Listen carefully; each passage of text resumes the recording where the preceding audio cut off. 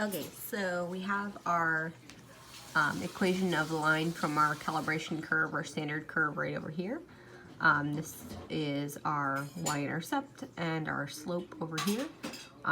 So our y value is our unknown absorbance that we have gotten as our instrument output. And what we're going to do is we're going to subtract the y-intercept from our absorbance and then divide by the slope to find x, which will give us our concentration.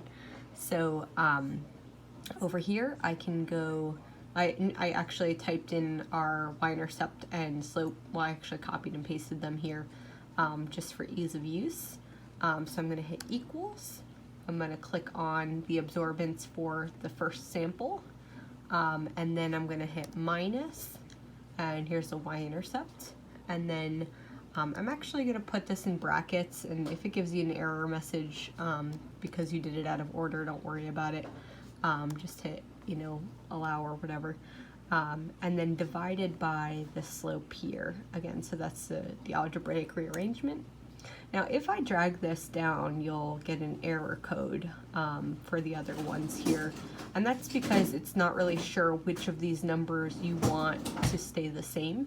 So if I go and click back up in the top where I had entered it, D8 is the one that we want to change. We want it to go from D8 to D9 to D12 or 11 and such. So the B12 we want to stay the same, so we're gonna hit it's hard for me to reach with one hand here. Give me 1 second. Damn. Okay, let's try this. So I don't know if you guys can see, but I'm gonna hit around the B, which I have accidentally inserted keys trying to do that. So here's what I had originally after I had clicked y-intercept.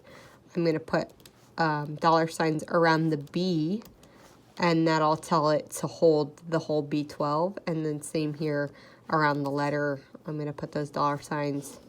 So I don't know if you could see that, if it was blurry. Let me get it to focus, but there you go.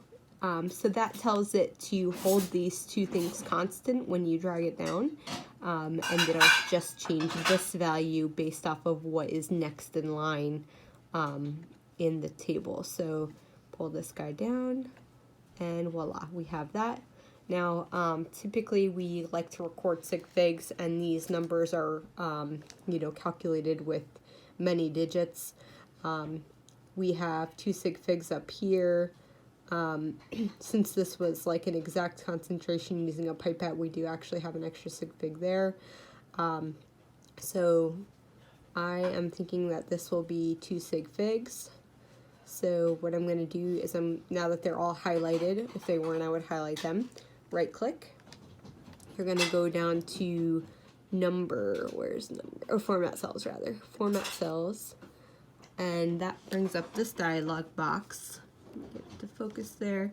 You can see number over here, and then the number of decimal places. In this case, since we only want 2 sig figs, 2 decimal places is correct. So just have that stay the same, and then when you hit OK, it should change it. So now we have our 2 sig figs there.